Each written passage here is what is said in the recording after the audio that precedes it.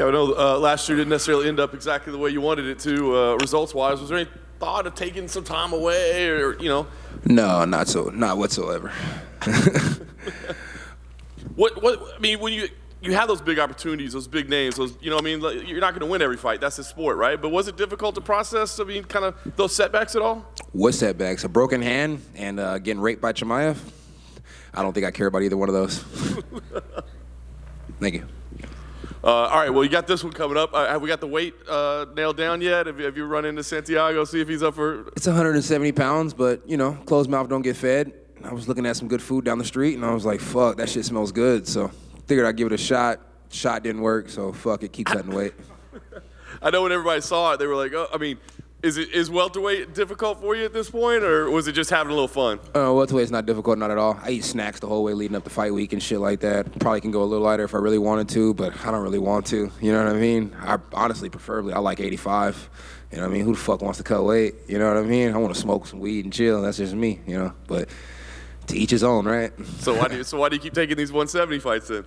I took 170 fight. They realized I could make the weight class, and now I'm locked in at 170. I guess I can't go back up, so be careful what you ask for. Talk about Santiago as an opponent. Obviously, the guy's been around for a long time, top contender for a long time. What do you think he presents to you? He's a real tough guy, but that's kind of where it is. Tough guy, pretty good record. You look at his early fights before he got to the UFC. It was a lot of guys who were like 0-1, 3-2, 3-3. It's like just one of those things where some people do it. I think it's really smart for coaches to do it for fighters. I really think it's smart for organizations to build fighters up so they can make it to the big show and make a good check. But me personally, it's not the way I get down. So props to the guy. Kudos to him. Tough guy. Morano was touching him up. I look to do the same. This will be a big win for you, right? I mean, I know you had No, not really. Nah, Wonder Boy or Chimaev would have been a big win. Brunson or Vittori probably would have been a big win. They've been in the top 15 for how long? All these other wins are just good paychecks in the bank, you know what I mean? And don't get me twisted, I love the paycheck in the fucking bank. Well, I guess that's interesting, because that's what I was going to ask you, is like, knowing your popularity, I think you can fight anybody in the division and people will tune in. So do you care about like rankings and making a charge to the top, or does that even matter to you? Nah, it doesn't really matter. I guess it mattered for a while. I'm 30 now, so it's like really like what's whatever, you know what I mean? It'd be nice to get ranked at 170, see how far I can get, and then go back to 85, but in this world that we're living in, I'll take whatever they give me, and whatever they give me is good enough, because there's a whole lot of zeros going in my banking account, so it's kind of hard to complain. Nice. Last thing for me, I guess I kind of want to ask you what your goals were for this year. I know you like fighting frequently. I mean, is there a number of opponents, or what's the goals this year? 3 to 4 wins this year, and I don't really care about the rankings and stuff like that, but it'd be nice to have a number next to my name so that when people ask, like, I can be like, oh yeah, I'm like 15 or some shit like that. You know what I mean? It's just pretty cool to say. Yeah. Kevin, right here. You said just right now that you don't really care about like rankings, title runs, and everything, but you did in the past. Was there a moment that it just kind of flipped? When did I didn't pass? Because you guys heard me say I took some shrooms and that's what the shroom said. I just told you what the shroom said. I never told you what the fuck I wanted. I like old school cars and big booty women. That's what I like, bro. Excuse my language for any women that's in here. And obviously, before your last fight against Wonder Boy, you guys kind of had this gentleman's agreement about no takedowns, and that was kind of. Have you talked to Santiago about that at all? Or do you even care about that? Man, I hit Santiago up about food. The boy didn't hit me back, so obviously the conversation's not there. You know what I mean? That's like. Well, we asked him if he would even be interested in that, and he said, "I don't care. I'm just gonna punch him in the face." So, is that like the kind of attitude you like from your opponent? I mean, nah, that's kind of rude, bro. I never said nothing like that about him. I mean, I don't care what he wants either, but if he didn't care, he would have responded to, yeah, let's eat some fucking food. And if the only thing he was worried about punching me in the face, then he would have said, yeah, let's eat some food. He's probably hoping that I'm really going to miss weight because I'm an X185er, and he's probably hoping that that's the way it goes, and he's probably hoping that that's the way he gets out of the fight, and he's probably hoping that he can get somebody like Chiesa to come in here last second and fight him. Because it's probably like, it's probably a more dangerous fight because it's his ground game, but at the same time, it's like not dangerous because you don't have to worry about him cracking you in the face and breaking nothing, right? So it's whatever. Ponzinibbio, it sounds good. People say a lot of shit for the mic. Me, I just tell you how the fuck I feel. When Chiesa lost his opponent, did you look at possible? Yeah, I asked for it. Dana said he liked it. UFC, I think they said they liked it. Chiesa, seems like Chiesa ain't trying to fight no Kevins no time soon. So between me and Kevin Lee, he said, fuck all them Kevins. Why specifically did you want to fight Chiesa? Was it just a bigger name? He looked at me one time kind of funny, so I was like, yeah, I'd like to beat his ass. I've been like that for a minute. Not going to get the opportunity to beat his ass, obviously. He told me I had to win a couple fights before we could fight. I've been losing those fights, so props to Chiesa. Sure. And then this past weekend's news came out that Endeavor bought the majority stake in the WWE, so now kind of a package deal with the UFC. So what did you make of that news and everything?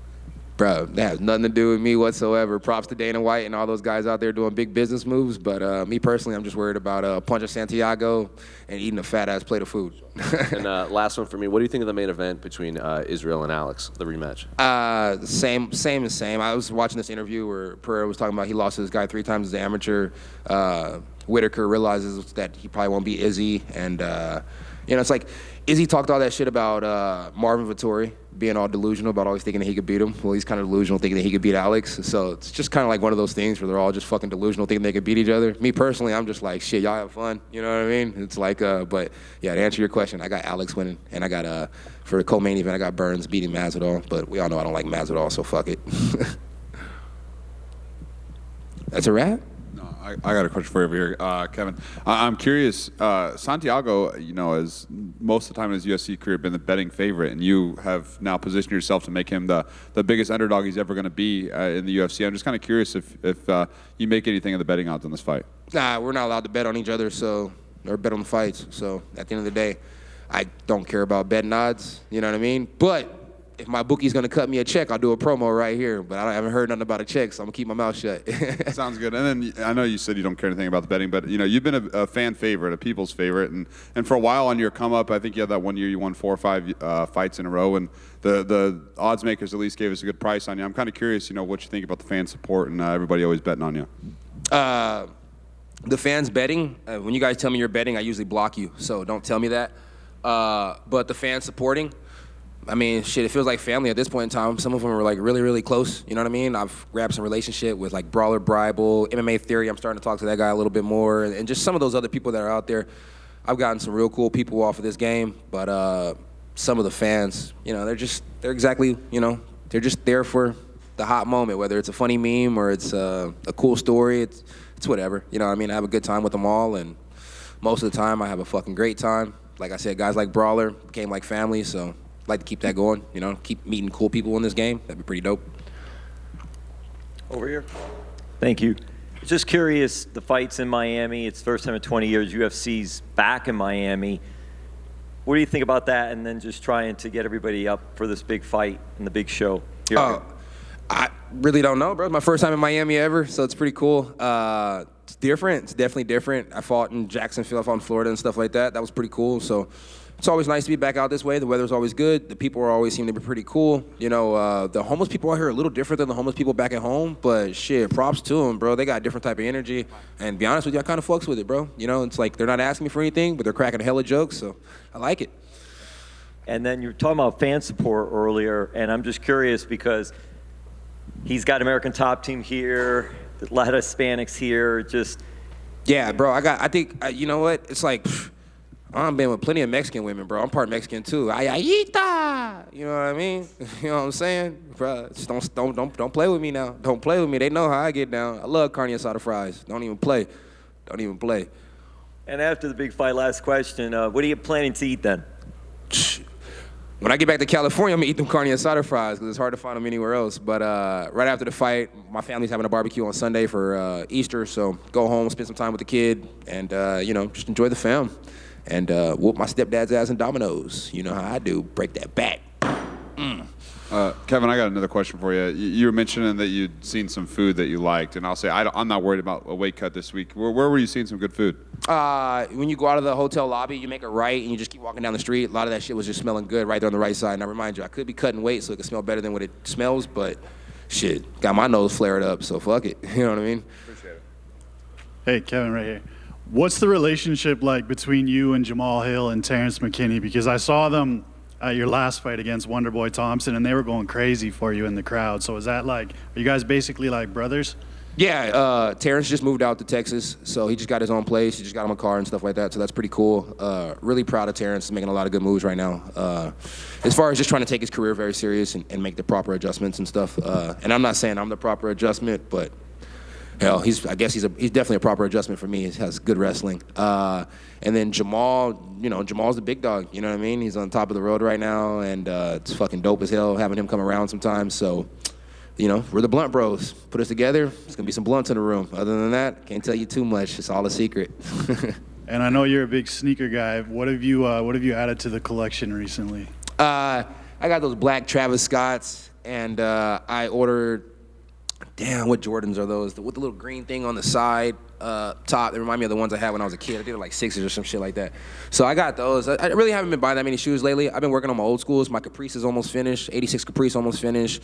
96 Impala, I'm getting that done. And the 86 Monte Carlo. I'm just worried about the cars right now, bro. Just trying to get the cars right. Just bought some new rims and shit like that. Redoing the gears in the back, changing out the engines. It's looking good. Kevin, I don't know if this has been asked yet, but what'd you make of Leon Edwards' win over Kamaru Usman? I called it. You know what I mean? I was out there with Grunk and stuff when he won the first time, which was pretty cool. Shout out to the Grunk family. And then this time I was at home watching it, and no, I was actually at the gym watching it. I just purchased my own little gym. So we were at the gym watching it, and they were. Put it this way, Terrence gave me $100 after that fight, so I was happy. You know what I mean? That's all that matters. And I got to ask you, it seems that Colby Covington is next. That's what everything indicates. What are your thoughts on that? The boss said he's next, so he's next. It'd be pretty cool to see a Burns or, some of these other guys who are probably a little bit more deserving of it get it. But, shit, Colby's getting it.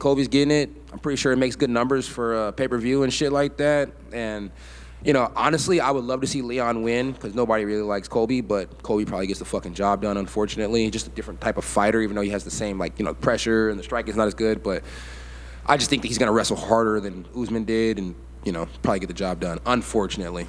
That being said, fuck Colby Covington. Everybody agrees, so, yeah. You don't like him? Don't like what? Colby. Bro, you don't like Colby. Why would I like Colby? Fuck. Doesn't make any sense, bro. Anybody in here really actually like Colby? Like the character that Colby plays? No. All right. Colby's probably a good guy, but the character that he plays is pretty dumb, so makes it kind of awkward, Have you ever met him at an event or anything? I talked to him once on the phone, and then that one time Chimaev made that joke about me being the help and stuff. He was actually at the event, and I met him there. So we've been on the same card a couple times, but never really met the guy. Every time I see the guy, he has 5 security guards around him, and then he's quiet as fuck, and then he gets in front of the camera and he goes ape shit. So props to Colby. He knows how to make his money. Props to him. Knows how to get title fights, too. Thank you. All right, guys. Appreciate you.